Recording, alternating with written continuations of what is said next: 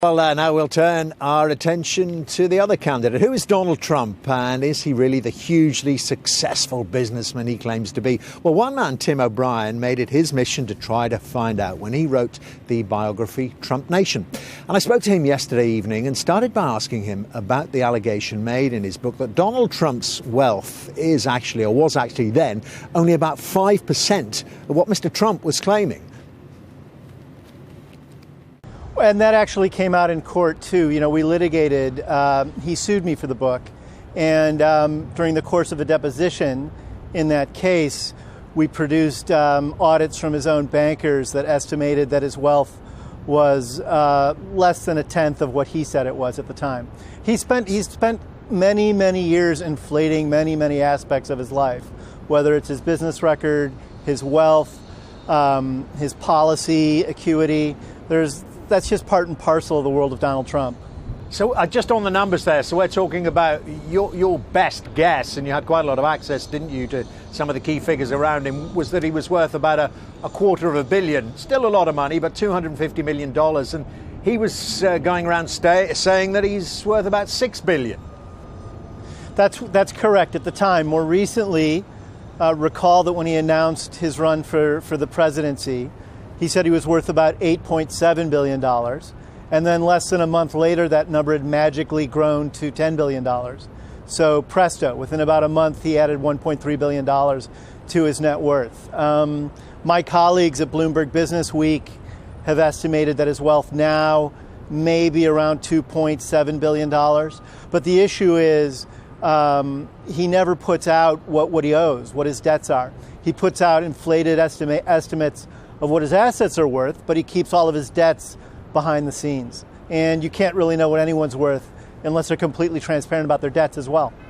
I'm getting closer to an overall question about his character, but not yet, because I want to throw into the mix before we get there the access you had and the relationship you built up with Donald Trump while you were writing the book, while you were researching it.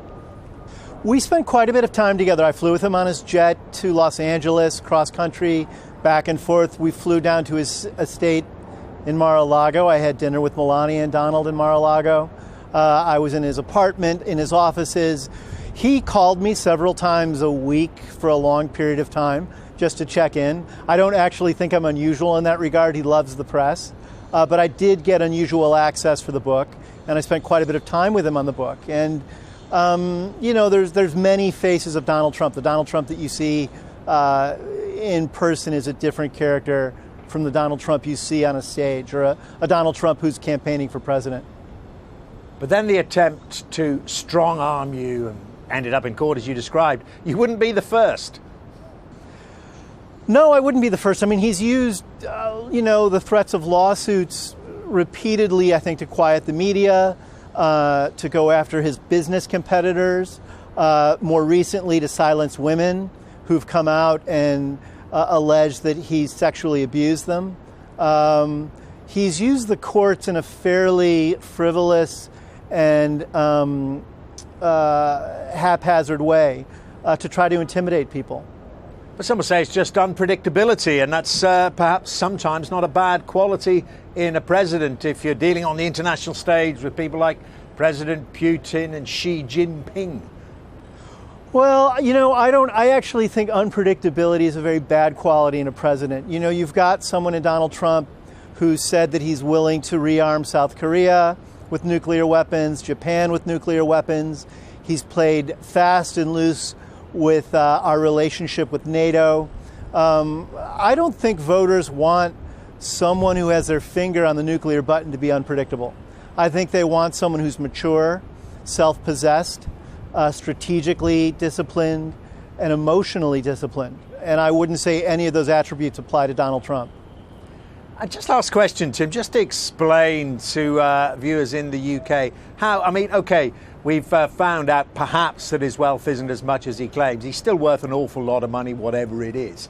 How does he connect? How has he connected so effectively, particularly with those blue-collar workers, many of whom are so angry because they haven't got anything, and he's got the gold-plated jets and the rest of it?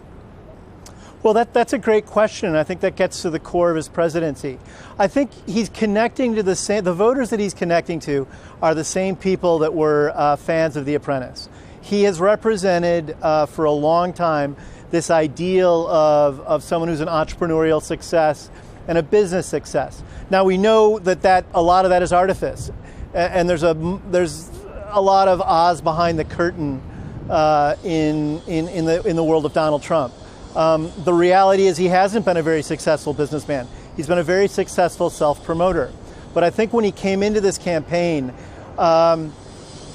he located very early on a lot of understandable anger among white working class males who've been dislocated by deindustrialization, who are still living through a lot of the impact of the 2008 financial crisis, where they don't feel that their jobs are secure, their mortgages aren't secure, their children's futures aren't secure, and they feel ignored. They feel ignored by establishment media, establishment business, and establishment politicians.